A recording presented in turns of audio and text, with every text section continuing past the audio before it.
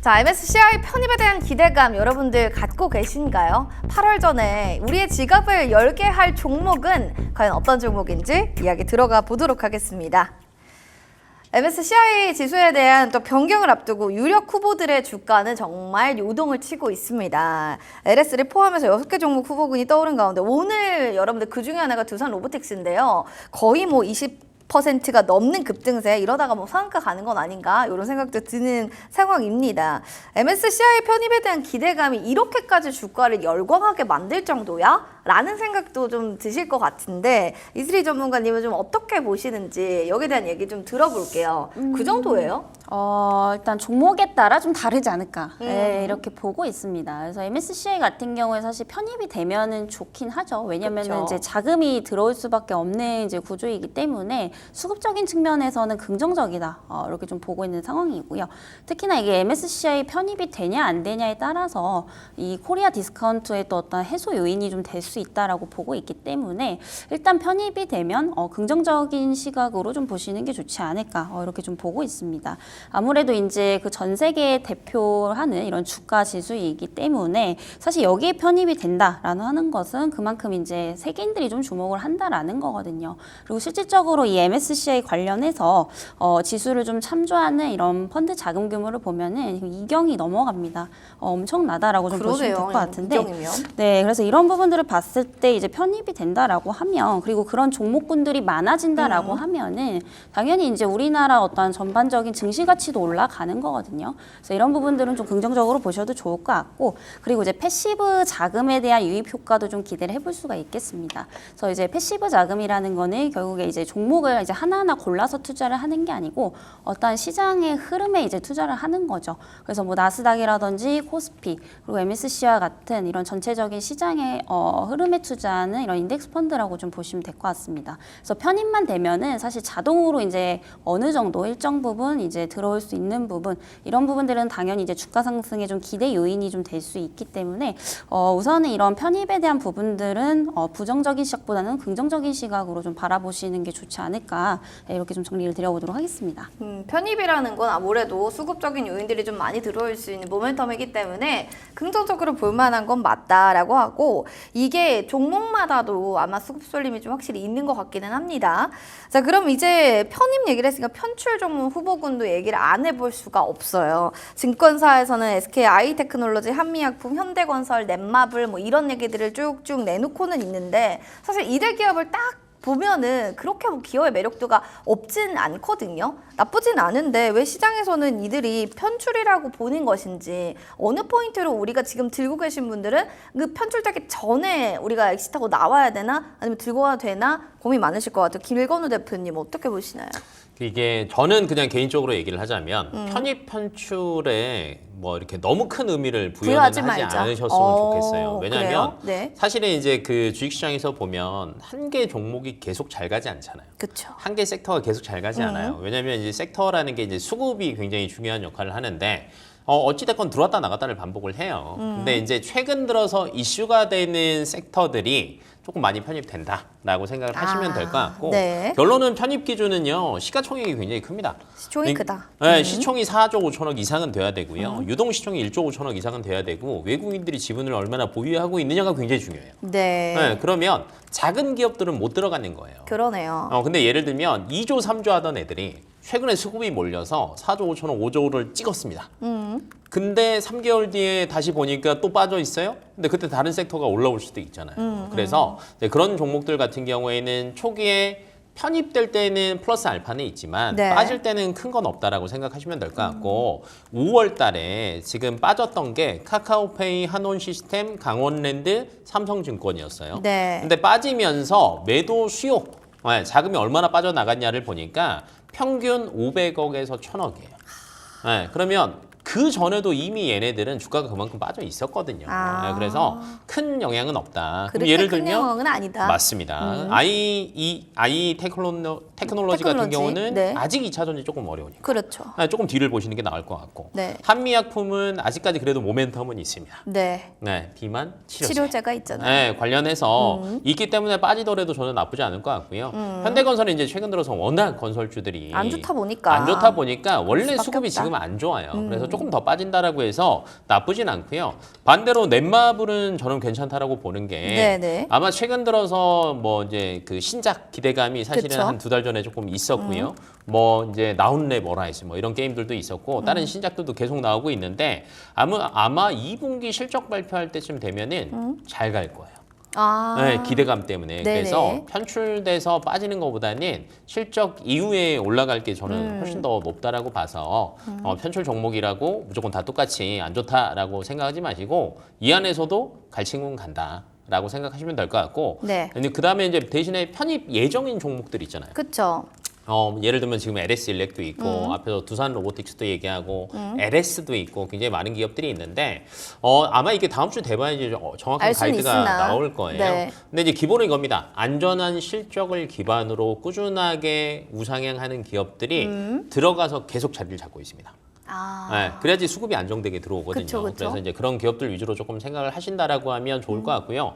저는 대표적으로 그래도 LS나 LS 일렉, 그다음에 두산 로보틱스가 최근에 이제 또 합병 이슈가 그쵸. 나왔잖아요. 그러다 보니까 두산에서 로봇 산업의 진심이구나. 그러면 두산 밥켓을 자회사로 든다?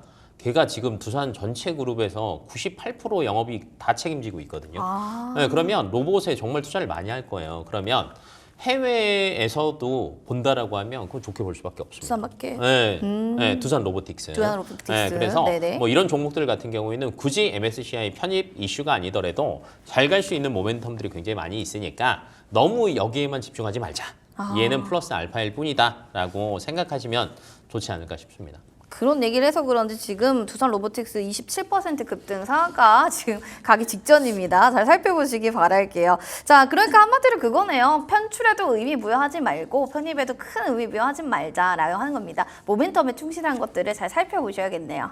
자, 그럼 이어서는 해외 금융기관 한국 자본이 양적으로 좀 선진 시장이지만 시장 접근수 떨어진다. 우리나라에 대한 안 좋은 또 얘기들이 좀 있어요. 한국 증시가 그러면 어떤 과제들을 풀어야지 뭐 시장에 대해서도 좀 좋은 평가를 받을 수 있는지 이런 게 좀 중요할 것 같거든요. 이슬이 전문가님, 우리 뭘 해야 되나요?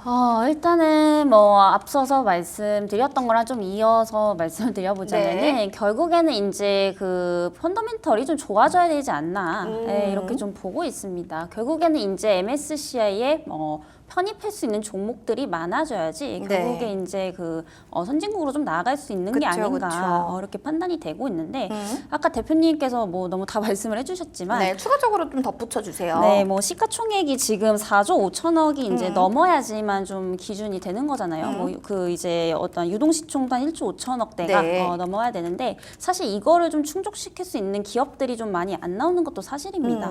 네, 우리나라 같은 경우에 이제 최근에는 사실 대형주들이 좀 강세지. 평년도로 이제 놓고 보면은 대부분 이제 그 테마 관점에서 움직이는 종목들에 수급이 몰리는 경우가 좀 대다수이다 보니까 이런 게 조금 부재했던 게 아닌가라고 좀 판단이 되고 있고요. 결국에는 이제 기업 가치를 많이 높여야 되지 않나라고 좀 보고 있습니다. 결국에 이제 기업 가치가 높아져야지만 이제 수급이 몰릴 수밖에 없는 부분이고 결국에 수급이 몰려야지만 시가총액 덩어리가 커지겠죠. 네, 네, 그래서 네. 이런 기업들이 많아져야 되는데 결국에 지금 이런 것들을 이루고 있는 기업들의 특징을 보면은 대부분 수출주다라는 겁니다. 그래서 수출주들이 최근에 이제 너무 좋게 나왔잖아요. 뭐 그쵸. 화장품주 그리고 방산도 마찬가지고 반도체 그리고 이제 전선주들 이런 기업들이 이제 앞으로도 이제 그 MSCI에 또 편입될 가능성이 높은데 결국에 이제 이런 이제 주도 업종으로 자리 잡은 기업들이 수출을 계속해서 좀 늘려 나가야 된다. 1, 2분기 반짝하는 게 아니고 앞으로 이제 하반기 그리고 내년까지 쭉 중장기적 관점에서 계속해서 좀 실적 개선을 늘려 나가야지 이게 좀 한 단계 도약을 할 수 있지 않을까라고 좀 보고 있고요. 이런 관점에서 봤을 때 여전히 하반기에도 저는 좀 수출주에 좀 집중을 해보셔야 된다. 이렇게 좀 보고 있는 상황입니다. 하반기는 수출주를 좀 보자. 8월에 좀 편입 기대되는 종목에 대해서는 수출주 뭐 이런 얘기들 해주셨는데 길건우 대표님은 또 뭘 보세요? 하반기 8월에. 하반기 8월에 뭐 실적도 좋고, 실적도 좋고. 그다음에 편입 이슈도 있고 네, 한다라고 하면 저는 LS 일렉 봅니다. 아, LS 일렉트릭. 네, 지금 종목 얘기하면 되는 거죠? 알겠습니다. 네. 이렇게 또 얘기를 좀 들어볼 수가 있어요. 네. 두 분한테도 그런 얘기를 좀 들어보고 싶은 게 MSCI 편입이 될 거다 뭐 이런 기대감은 너무 많지만 그래도 이게 실패할 수도 있는 거잖아요. 그랬을 때 투자 전략 이건 좀 어떻게 잡는 게 좋을까 이런 생각도 좀 들거든요. 그랬을 때 여기에 대해서 전략을 좀 잡아주신다면 이슬이 전문가님 네. 그 부분은 우리가 좀 생각해 봐야 되는 거 아닌가요? 네, 그렇죠. 그래서 저는 이렇게 좀 말씀드리고 싶어요. 지금 뭐 후보군들은 굉장히 많이 있잖아요. 많잖아요. 네, LIG 넥선, 삼천당제약, 두산로보틱스. 근데 사실 저는 아직까지 이 종목들은 좀 불안하다라고 생각합니다. 그래도 불안하다? 네. 이유가 있나요? 왜냐면은 이제 아직까지 가시권에 들어온 거는 LS 일렉트릭밖에는 없다라고 좀 보고 두 분이 있기 또 같은 때문에, 의견이네요. 네, 그래서 차라리 이제 LS 일렉트릭을 중심으로 좀 보는 게 낫지 않을까 싶어요. 왜냐면 이 종목 같은 경우에 지금 시가총액이 한 6조 한 8천억대, 7천억대 형성이 되고 있는데 이게 뭐 일주일 안에 급락을 하지 않는 이상 웬만하면 이제 편입이 될 가능성이 좀 높다라고 보고 있습니다. 그래서 불확실한 종목들보다는 조금 확실한 종목들을 좀 보시는 게 좋지 않을까라는 말씀 드리겠고 우선은 이제 시가총액에 대한 어떤 기준도 지금 충족을 하고 있는 그런 상황이고요. 그리고 저는 이제 편입 여부보다는 이제 어떠한 그런 기업의 펀더멘털이 굉장히 좀 중요하다라고 좀 보여지고 있는 상황입니다. 왜냐면은 그 5월 달에 편입됐던 종목을 보면은 뭐 MSCI에 편입됐다고 해서 다 올라간 거는 또 아니거든요. 네. 네, 특히나 엔킴 같은 경우는 보시면은 편입하자마자 주가 그대로 이제 꼬꾸라진 그런 상황입니다. 이게 왜 그러냐면 이제 자금에 대한 어떠한 기대감은 유입에 대한 기대감은 있는 상황이지만 사실상 막상 들어가고 나서 앞으로 이제 실적에 대한 눈높이가 낮아진다라든지 네, 뭐 기초 체력 자체가 일단 낮아지게 되면은 이렇게 개별 국내 시장에서 뭐 외국인과 기관 투자자들의 어떤 이탈이 또 일어날 수도 있는 부분이거든요. 그래서 앞서서 대표님도 말씀해 주셨지만 결국에 이제 MSCI랑 이제 상관없이 원래 펀더멘털 좋은 종목들이 거기에 편입이 됐을 때 더 강한 모멘텀을 이제 받을 수밖에 없다라는 점에서 오히려 이런 부분들을 봤을 때 LS 일렉트릭을 좀 보시는 게 좋지 않을까 말씀드리겠고요. 이 종목도 대표적으로 이제 수출주입니다. 네, 배전반에 대한 이제 부분들이 또 북미 쪽으로 지속적으로 좀 수출이 많이 늘어나고 있다라는 점, 그리고 모멘텀도 굉장히 좋고 실적 좋고 네, 수급 역시도 좀 붙어주고 있다라는 점에서 좀 주목을 해보시면 좋지 않을까라는 말씀 드려보도록 하겠습니다. 실적 좋고 모멘텀 좋고 대표적 수출주고 뭐 안 좋은 게 없다 이런 얘기로만 들리는데 LS 일렉트릭까지 또 얘기를 해주셨습니다. 그럼 길건우 대표님이 또 보고 계신 종목들 어떤 게 있는지 화면으로 먼저 만나보겠습니다. 자, 현대로템, 삼양식품, 삼천당제약, LS, 두산로보틱스 다양하게 굵직히 있는데 이 중에서 원픽은요? 네, 두 분은 통했습니다. LS 일렉트릭입니다. 좀 가격 전략까지 그럼 한번 들어가 보겠습니다. 길건우 대표님, 네. 아까도 계속 LS 일렉트릭을 뭐 러브콜을 계속 하시듯이 네. 좋다 하셨지만 좋은 이유 지금 말 안 했다면 추가적으로 해주시고 가격 전략까지 좀 잡아주세요. 근데 이제 LS 일렉은 앞에서 네. 또 전문가님이 얘기를 하셨으니까 그냥 가격 전략만 얘기하고 네. 하나 또 유력한 또 두산 하나. 로보틱스를 얘기를 좋습니다. 한번 더 해드리겠습니다. 네. LS 일렉 같은 경우에는 제가 볼 때는 27만 원까지는 목표가 보셔도 괜찮을 네. 것 같고요. 손절 라인은 한 20만 원 대응하시면 될 것 같고요. 네. 그다음에 이제 두산 로보틱스가 사실은 어제까지는 별로 관심 밖이었습니다. 그러게요. 네, 근데 이제 최근 들어서 아니 오늘 닥쳐서 이제 두산 로보틱스가 밑에 밥캣이 자회사로 들어온다, 네. 돈이 많아진다라는 이슈가 생기면서 오늘 거의 진짜 상가 갈 것 같은데 갈것 같죠? 26%거든요. 저는 안 풀릴 것 같습니다. 아, 안 풀린다. 네. 근데 이제 이게 좋을 수밖에 없는 게 사실은 두산 에너빌리티 밑에 밥캣이 있는 건 조금 구조가 안 맞아요. 근데 반대로 이제 두산과 두산 에너빌리티를 가지고 계신 분들은 기분 나쁠 수 있습니다. 그쵸. 대류 주가는 빠지고 있으니까. 근데 로보틱스 입장에서는 괜찮고요. 앞으로 두산이 방향성을 잘 잡았다라고 생각을 해요. 왜냐하면 로봇 쪽이 성장 산업이 맞습니다. 근데 정말 많은 돈이 들어가고요. 두산 로보틱스 같은 경우가 최근에 10년 동안 상장하고 나서 단 한 번도 흑자를 낸 적이 없습니다.